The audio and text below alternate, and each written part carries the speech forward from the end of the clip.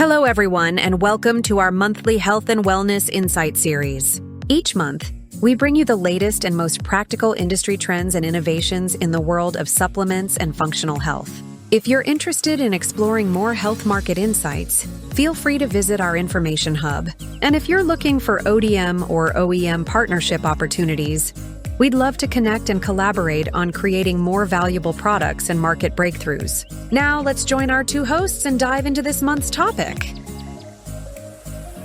Welcome to the Deep Dive. Today, we're taking a close look, really getting into a topic that affects millions of people all over the world: how we manage cholesterol and, well, safeguard our cardiovascular health. We're going to try and navigate this sometimes really complex world of solutions for your heart, help you cut through some of the noise, understand what actually matters. Our mission today is to dive deep into two main avenues. First, the established pharmaceutical options, specifically statins, and second, this rapidly growing world of dietary supplements. Now, both aim for better heart health, obviously, but some recent events have really highlighted some crucial differences and maybe some important things for you to consider. That's absolutely right. Cardiovascular diseases, CVDs, and high cholesterol, they're not just abstract terms. They are major global challenges. The sheer scale of it, it really underscores this urgent, widespread demand for effective ways to manage it all around the world. And it's a field that's constantly changing, so staying informed is absolutely vital. Okay, so let's start with maybe the cornerstone here.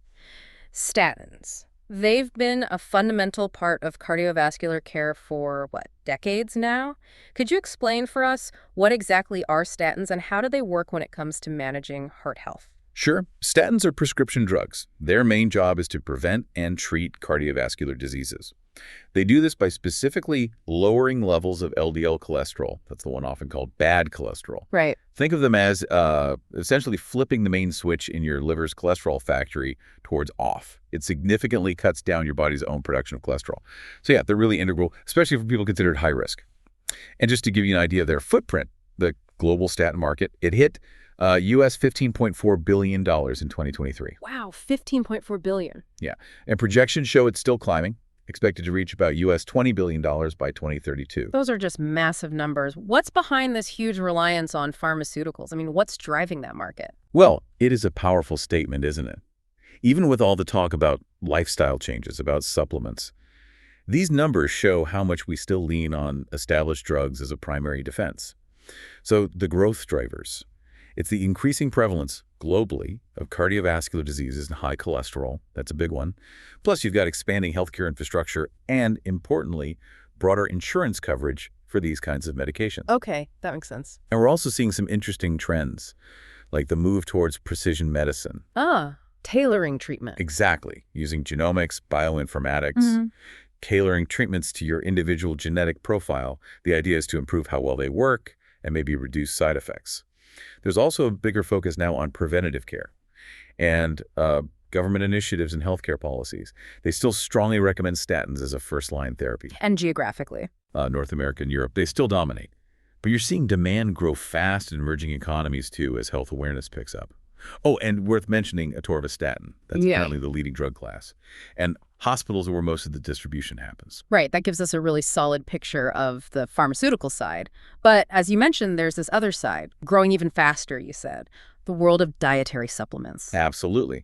The global market for cardiovascular health supplements. Yeah. Well, it's projected to hit US $16.72 billion by 2030. And get this, the growth rate, the CAGR, is expected to be higher than statins, around 8.6% from 2025. 8.6%. So what's fueling that surge? Again, it's growing health awareness. People are more proactive, maybe.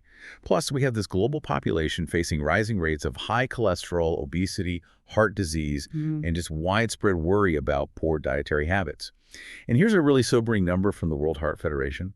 High cholesterol. It's estimated to cause something like 4.4 million deaths globally every year. 4.4 million. Wow. That alone just highlights the urgency, doesn't it? So when people do turn to supplements for heart health, what are they looking for? What specific ingredients? Well, consumers are definitely seeking out specific things. Plant sterols and stanols, for instance. They're popular because they help lower LDL cholesterol by kind of interfering with how it's absorbed in your gut. Okay. Then you have omega-3 fatty acids, specifically EPA and DHA, the kind you find in fish oil. They've consistently shown benefits in reducing heart disease risk.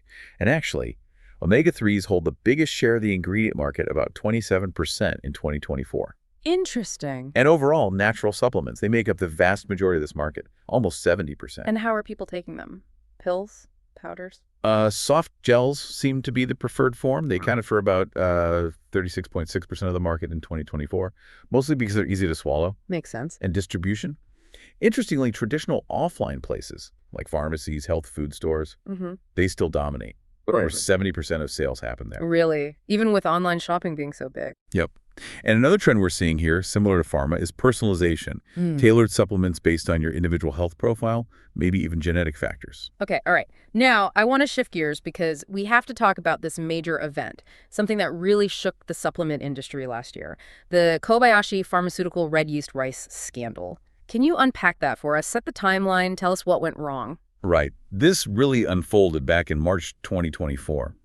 It emerged that Kobayashi's red yeast rice supplements, they were contaminated with a compound called puberulic acid. Puberulic acid, what is that? It's a mycotoxin, basically a dangerous byproduct that can form if the red yeast rice fermentation or the storage isn't handled perfectly. Think of it like a good ingredient that can turn bad under the wrong conditions. Very wrong in this case. And the consequences? Severe. The contamination led to numerous cases of kidney damage. And tragically, by the end of November 2024, the numbers were stark. 540 hospitalizations and 397 deaths reported. Oh my goodness, 397 deaths. That's horrifying. It absolutely is. And the impact was huge. It severely damaged Kobayashi Pharmaceutical's reputation, obviously, but also their supply chain partners. Immediate product recalls, widespread consumer anger, distrust. And it spilled over into overseas markets, too, like Taiwan. It sent real shockwaves through the industry. So let's back up a second. What exactly is red yeast rice? And how could something seen as beneficial become so dangerous?